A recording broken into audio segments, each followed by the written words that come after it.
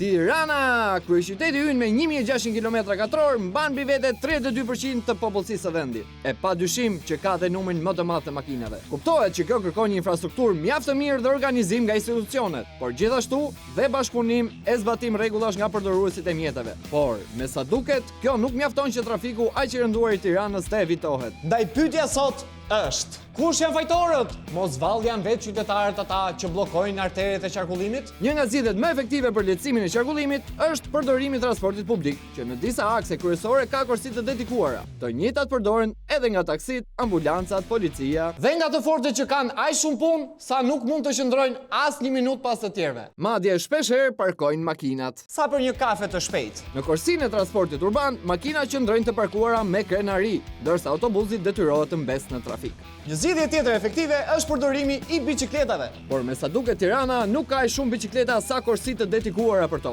Prandaj, pse të mos i përdorin për parkim? Për disa vite, për të shpëtuar trafikut të rënduar, qytetarët përdoren masivisht skuterat dhe monopatinat elektrike. Por kjo nuk zgjati shumë, sepse këto mjete u shpallën të papërshtatshme për rrugët e Tiranës, me justifikim se nuk respektonin korsitë e dedikuara. Nëse përdorim këtë logjik, a mos ndoshta është më mirë të hiqeshin nga qarkullimi makinat që bllokojnë këto korsi? Tirana quhet metropol.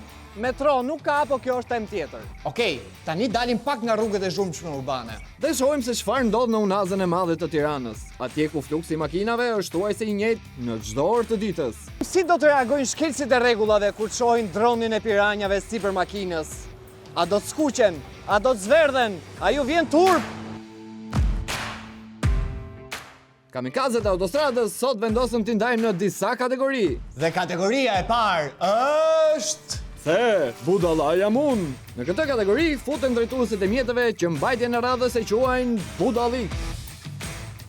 Se të presësh në rallë, kur ti mund të shkosh direkt në grupin e të parëve. Këta të tjerë që respektojnë rallën janë të gjithë budallënjt që duhet i hapin rrugë këtyre burrave inteligjente të fortë njëkohësisht. Por jo në të gjitha rastet kjo strategjia e të fortit funksionon. Ka edhe nga ata që po ku shkon më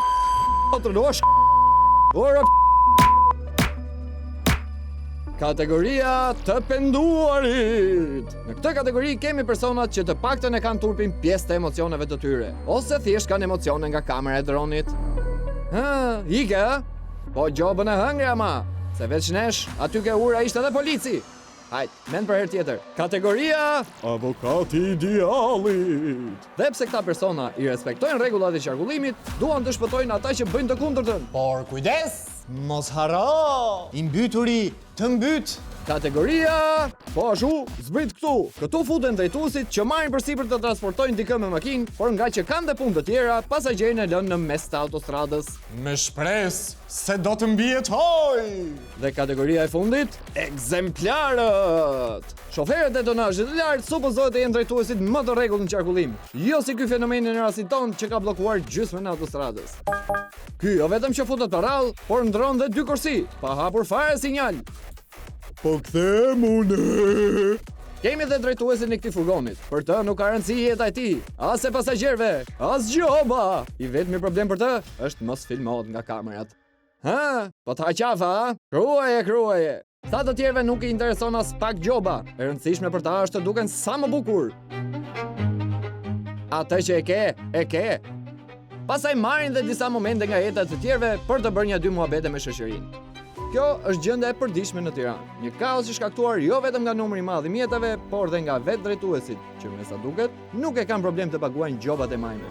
Parkime 5 minutëshe, makina të parkuara në korsinë e dytë, bllokim qarkullimi në autostradë e të tjerë. Pra, trafiku nuk është vetëm çështje infrastrukture, është dhe kulturë e përgjegjësi. Kështu që le të tregojmë pak qytetari në rrugët tona. Miqër.